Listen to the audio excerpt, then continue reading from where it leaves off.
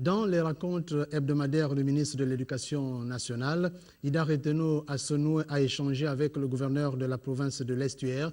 Le problème des faux actes d'affection des directeurs d'école a focalisé les discussions. Gabriel Guilin-Lemami, Jean-Pierre Moussouami.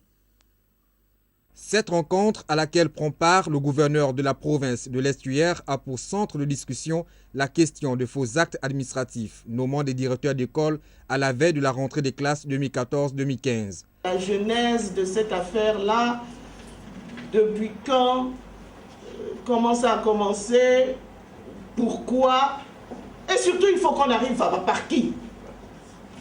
Parce que nous n'allons pas passer le temps ici à discuter des problèmes, surtout quand il s'agira des actes apocryphes, des faux usages de faux, sans savoir qui est à l'origine. Sinon, on ne se relèvera jamais. Parce que si les auteurs sont des syndicalistes, il faut qu'on le sache. Si les auteurs sont dans l'administration, il faut qu'on le sache. Si l'auteur est politique, il faut qu'on le sache et que chacun soit payé selon ses œuvres. La première décision porte le numéro 84. Elle est signée du secrétaire général de province, en date du 9e mois en PO du 9. Une autre décision, celle-ci porte le numéro 89. Elle est signée du gouverneur cette fois.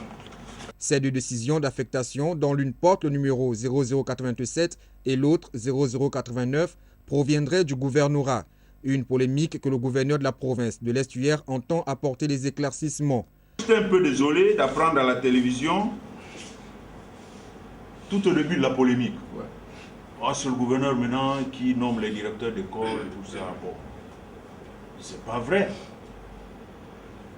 Les attributions, les pouvoirs et avantages des personnels de commandement, en l'occurrence les gouverneurs et les préfets, définis dans le chapitre 2, à l'article 5, à son alinéa 10, le gouverneur prononce les mutations des fonctionnaires à l'intérieur de la province sur proposition des chefs de service intéressés. C'est tellement clair. Comment comprendre qu'en l'espace d'un mois, une administration puisse sortir de décisions d'affectation?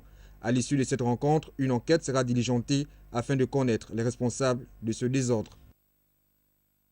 À l'instant donc, il s'agissait du problème des faux actes d'affectation des directeurs d'école qui a focalisé ces discussions.